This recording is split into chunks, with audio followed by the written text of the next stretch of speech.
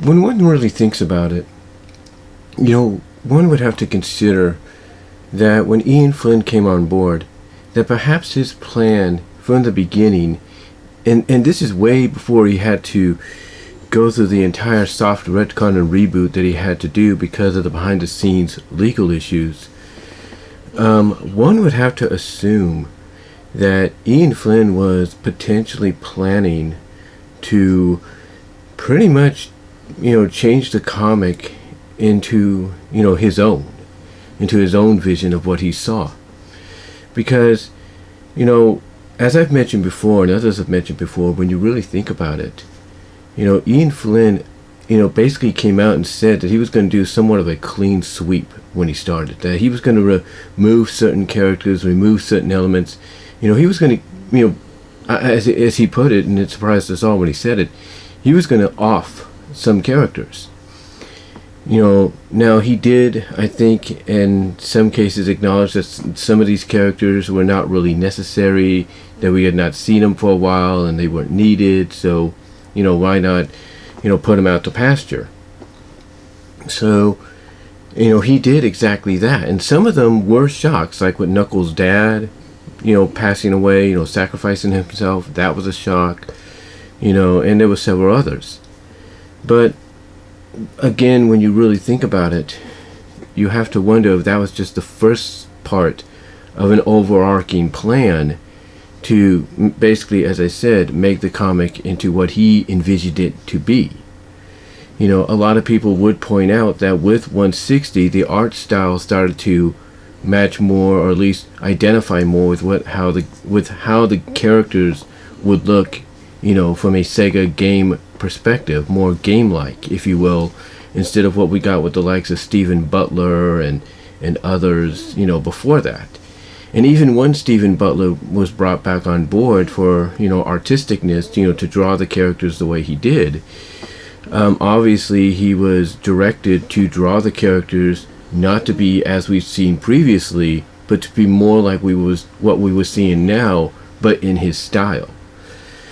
So, you have to really think that when Ian came on board, his intention might have been to erase a lot of what Ken and Carl and others before them had done. I mean, like I mentioned before, and others have mentioned before, when Fiona Fox turned heel in 172, a year after he came on board, a lot of people pointed out a lot of the things that came before that, even when he was on board, or when he came on board.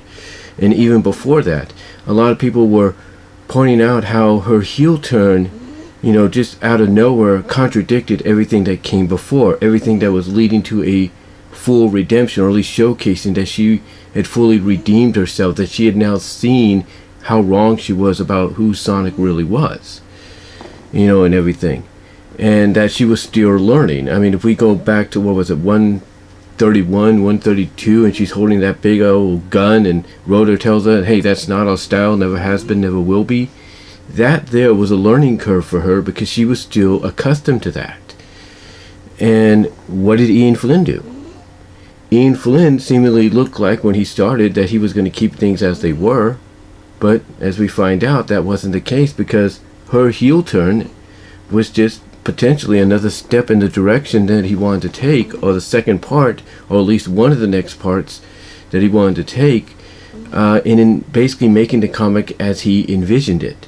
And as he envisioned it, basically was being more, related to the games, because it is a video game licensed comic, or it was a video game licensed comic.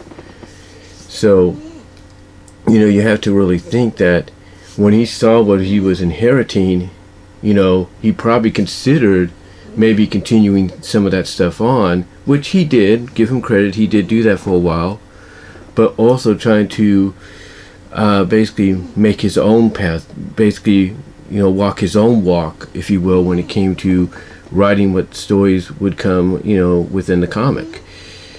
And we saw that. And some of it was good, we can't deny that, and some of it was not so good. Some of it was controversial. Some of it was downright bad. There's several instances you can count in almost on one finger, if not more. Or on one hand, I should say, if not more, about, how controversial some of this was.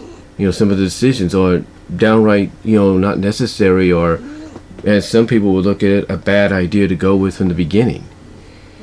A good example, and I think Dillin Thomas, DHT, here on YouTube a year ago, and now recently has talked about this. One of the things that he went with was Sally falling for Monkey Kong during the Iron Dominion Journey to the East story arc. And that it culminated with them kissing, but Sally basically after that being like, even though she had feelings for Monkey Kong, or Ken as we came to know him as, that she still had feelings for Sonic. Like, she felt there was some unfinished business relationship wise with Sonic, and she wanted to try to give it another go, because apparently this was the beginning of her redemption, of what she had gone through previously. And even though a lot of us appreciated that Ian was doing the right thing by going step by step afterwards, with Sonic and Sally's relationship, and culminating with it in 222, being back to what it should be, that one controversial thing of her falling for Ken and all that, it just a lot of people felt was not a good idea. It was either a controversial idea that he was doing because he wanted to kind of tease, as DHT puts it, Sonic being with Amy and Sally being with Ken, and at the end of 207, it's like, a lot of people weren't in favor of it. It's like, controversially, they understood maybe why it was being done, but on the other side, they just didn't feel it was a good idea. Because like a lot of people, and I've even said it myself when I first saw this, and I was reviewing the books, the issues at the time they were coming out, basically this whole Monkey Kong, this whole Monkey Kong Sally thing was nothing more than just, Sally, being with somebody for a one-off deal. That's it. It's basically akin, if you will, or keen, to basically Saved by the Bell's Hawaiian vacation, Saved by the Bell Hawaiian style movie that they did back in the late 90s, which was the movie before the final season of the original Saved by the Bell show. And in this movie, Zach falls for a girl, in Hawaii, that's a mother. And even though, we know it's not going to be, a romance that they're going to return to, basically, they let it happen. They let it occur, and they basically leave it off on a cliffhanger of, will they be an item, after, Zach graduates or not? What's going to happen? And the crazy thing about that is, afterwards, when we go back to the regular airing of the show, we don't hear any more about that character. I think her name was Andrea. We don't hear any more about that character. They don't even acknowledge it, if you will, as much, if at all. And the same can go for the season prior to that, where they had these summer break, summer vacation or summer job episodes, where the cast basically of characters, Zach and his friends, were taking summer jobs at a beach resort somewhere in Southern California, and Zach had fallen for this girl named Stacy, who was his boss's daughter, if you will. And even though it took time, she fell for Zach. But once again, even though they recapped it in an episode I kind of guess served as the finale to the summer episodes, if you will, or something like that, and somewhat as the premiere to the third to last season, or whatever it was, they never mentioned the character Stacy again after that. They never mentioned it. They never mentioned her. All because it was a one-time deal. And when I saw the whole Sally and Monkey Kong situation, I was like, this is basically the same thing. This is nothing more than a one-time deal. It's a romance that Ian Flynn's creating for this, arc, to kind of, in a way, build up, hype and excitement for the inevitable Sonic and Sally reuniting, which we knew was coming. And even though they kind of teased that maybe Sally would go with Khan and maybe stay with him, that never happened. And like I said, I got to give Ian credit for, building up issue by issue that relationship and giving us certain moments here and there. So I got to give him credit for that. And I, as reluctantly as a lot of us, may not want to do so, we may not want to do so, we have to do the same. We have to give him credit for at least doing that. But yeah, the whole Monkey Con thing was not a good idea. Controversial idea, whatever, however you look at it. That wasn't a good idea. What else wasn't a good idea? What else was? Oh yeah, the Mecca Sally arc. That was bad.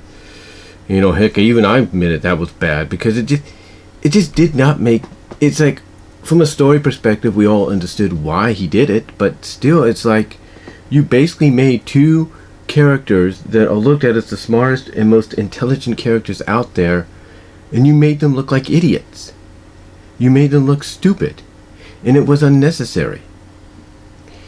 And then afterwards, you have the whole community, if you will, the whole Sonic fan base community, from the gaming fans, the Sad AM fans, the Archie Sonic fans, you name it, in a way coming together and basically, really,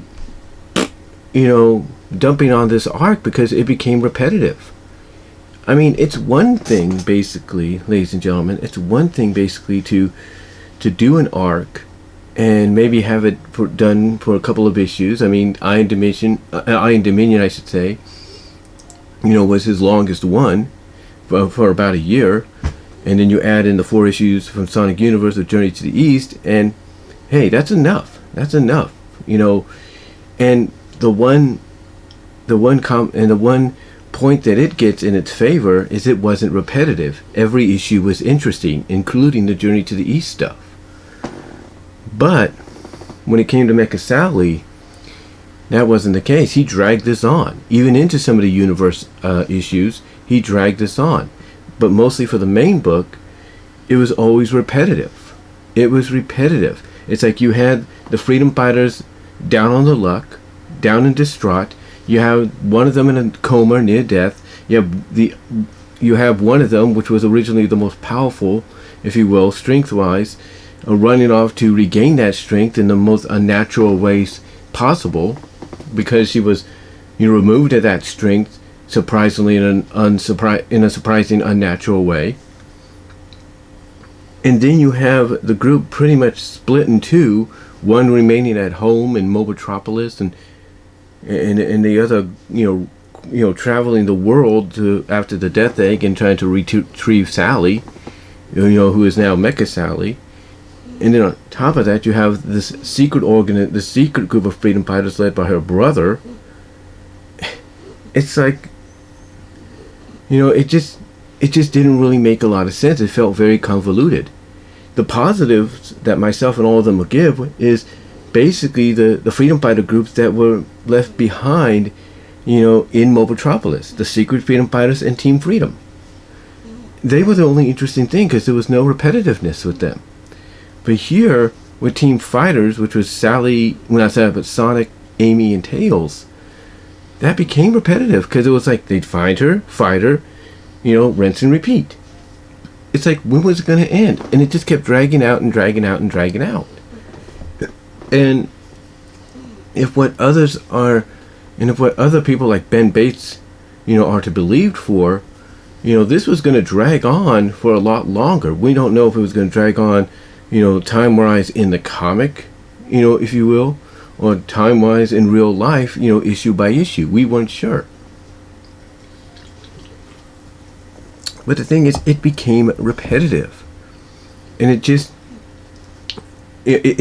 lost the momentum that Ian Flynn, I think, was hoping it was going to have for quite some time. It just lost it the moment he started to become repetitive, and I think it really lost it when it was revealed that he had in story Eggman weaponize Sally.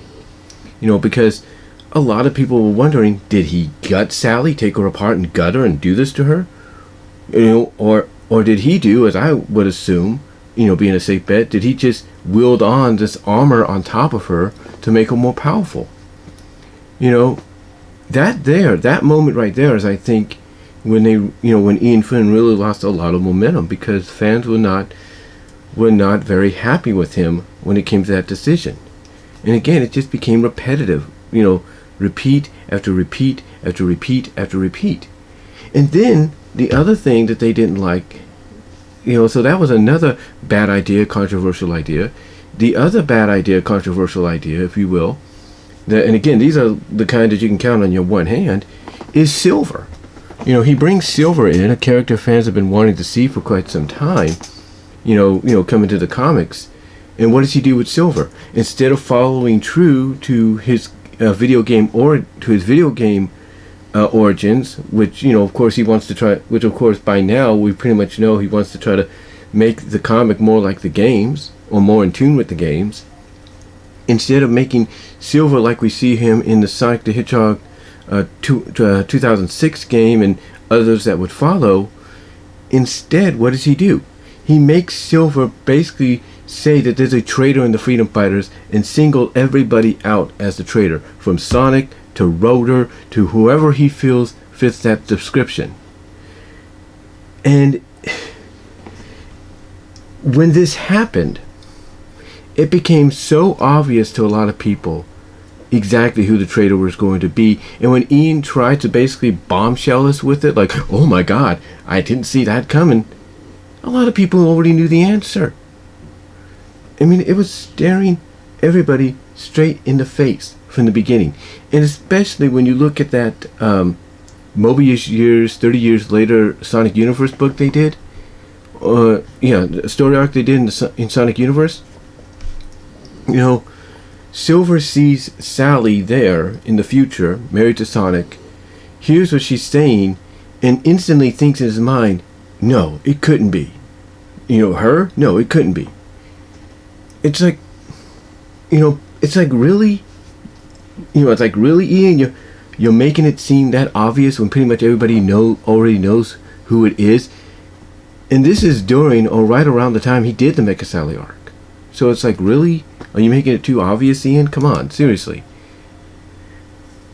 The point is, those ideas, along with others that were looked at as controversial and bad, along with some of the good that he did, really just set into motion the fact that ever since 160, when you really think about it, that Ian Flynn initially wanted to carve his own path when it came to how he envisioned the comic.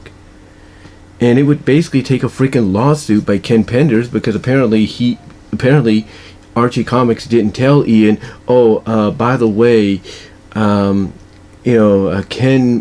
these are Ken Penders characters, so you may not want to use them as much because it might get us in trouble, because we have a document that says we can use them, but we don't know where we placed it. And then to find out that document got destroyed in a fire or something, I don't know. But he finally gets that opportunity with the lawsuit, causing the comic to do a freaking soft retcon and reboot. And the only connection to the old continuity is when Nicole basically ends up being the Deus Ex Machina, if you will, that revives everybody's memories, which pretty much a lot of us, like myself, called as being the case, if you know what I mean. So the thing is, when you really get down to it, a lot of decisions he made that became a reality in the comics, from the good, the bad, and the controversial, if not the bad and the controversial combined, you really have to think to yourself that what Ian Flynn was doing was carving his own path, how he envisioned the book, and by doing so was removing everything that Ken Penders, Carl Bolas, and those before him, along with them, I should say, that came before him, had basically contributed. That's what he was doing. I mean, one good example is the Mobius Years Later deal, where he said, no, this is not the true future. This is a what if scenario.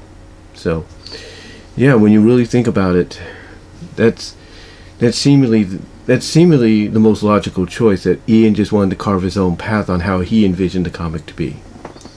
But what do you guys think? How do you feel about Ian Flynn and what he did? Do you think he was carving his own path on how he wanted to see the comic go?